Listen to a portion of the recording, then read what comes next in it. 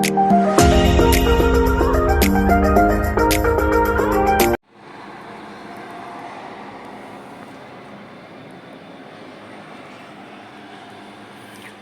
what's up guys, good morning. So welcome to my channel, Boss Gupit Vlog TV.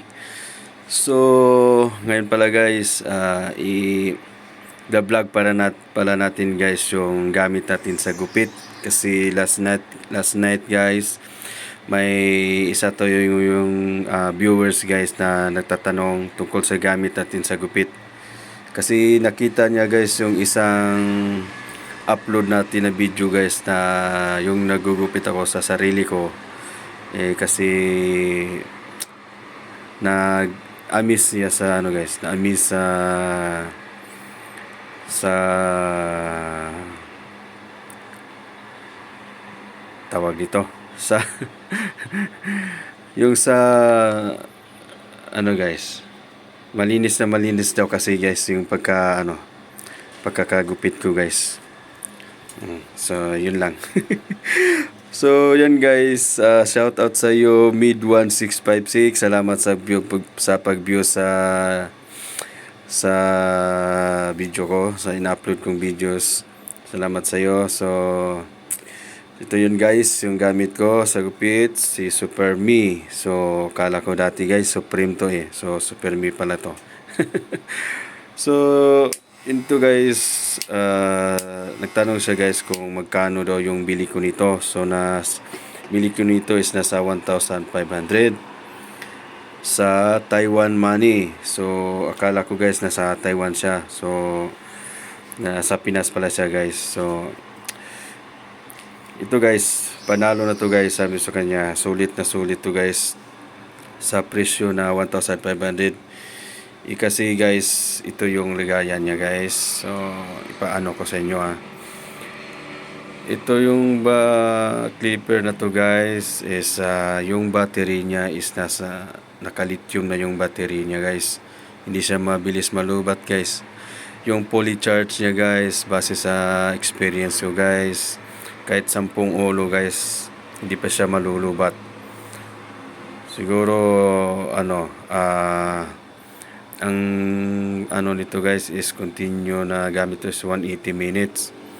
So yung charging niya is 2 hours.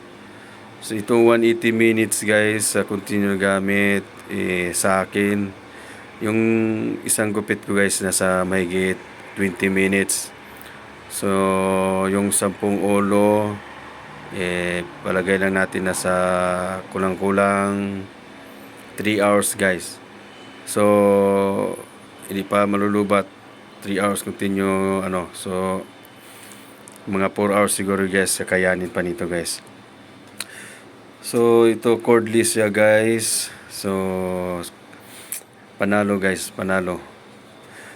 Ang kagandahan nito guys is yung input niya guys nasa 100 to 40 volts. So pwede ito guys, pasado to sa Pinas. Pwede ito magagamit sa Pinas. Kasi sa atin sa Pinas ito 20 volts lang, di ba? So ayan guys. So ito palang laman ng box niya guys. Iyon. May 7 klase siya na bala guys. Yung iba-ibang klase na sizes niya. Ito yung pinakamahaba. Tapos ito kasunod. Yan. So bali to guys may sukat 3 mm, 4.5. Tapos ito 6 mm. Ito naman is 9 mm, ito is 7.5 mm, ito is 12 mm. So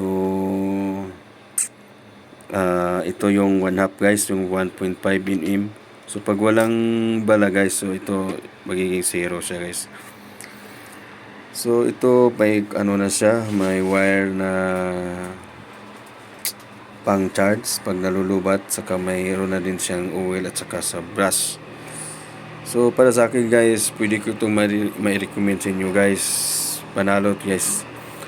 Kasi ito, pangatlong bili ko na to guys. Yung isa nito is nasa Pinas na.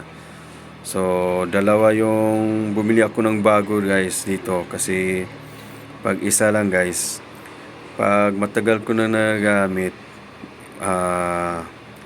maabutan ako ng lubat guys, so may mapapagupit ka, so may magpapagupit pa, so kailangan natin ng backup guys. Yun, so pangatlong bili ko na to guys, panalo guys, yung quality niya panalo para sa akin guys, sulit yung 1,500. So hindi ko lang alam guys kung merong ganito sa Pinas na klase na nakalit yung battery na may ganitong klase na na wireless na razor or clipper, pero hindi ko alam yung battery. So yun lang guys.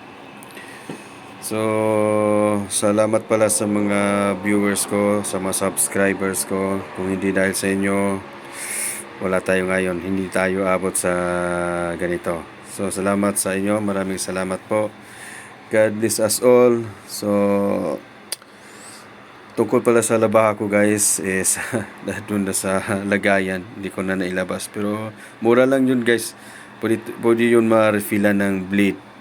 So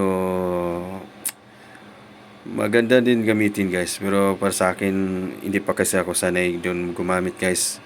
So sa akin ko muna ginamit para ma-practice, masanay yung kamay ko doon. Kasi ayoko kasing masugat-sugat yung customer ko guys. Kaya yung bleed lang muna ang ginagamit ko. So yun lang guys, maraming salamat po sa mga subscribers ko dyan. Maraming salamat sa mga supporters. Salamat po. So mabuhay tayong lahat. God bless us all.